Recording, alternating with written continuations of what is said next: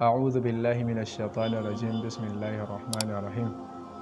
‘Yan uwana masu albarka, yau ina tafe da magana akan nasabarsa mai tsira da aminci su tabbata a gare shi,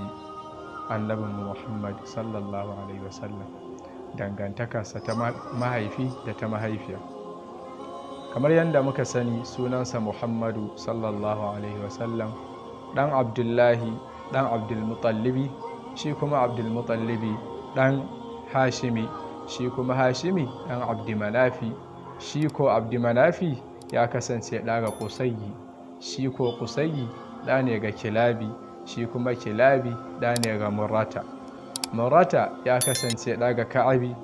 Ka'abi ya kasance ɗa ga Lu'ayyi, Lu'ayyi kuwa ɗa ne ga Ghalibi, Ghalibi ɗa ne ga Fihri, shi kuma Fihri ɗa ne ga Maliki, Maliki shi kuma ɗa ne ga Nadiri, Nadiri ɗa ne ga Kinana, Kinana ya kasance ɗa ga Khuzaima, Khuzaima ɗa ga Mudrikata, shi ko Mudrika ɗa ne ga Ilyas, shi ko Ilyas ɗa ne ga Mudar,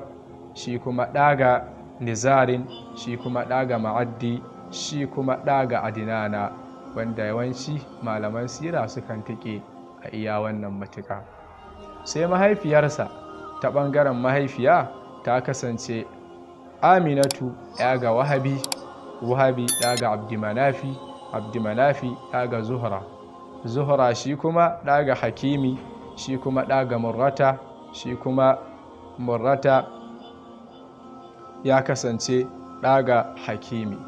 wanda a nan ne nasabar manzon Allah sallallahu alaihi wasallam take haɗuwa,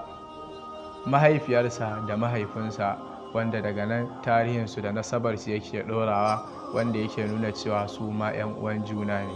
da mahaifiyarsa da mahaifinsa sallallahu alaihi wasallam.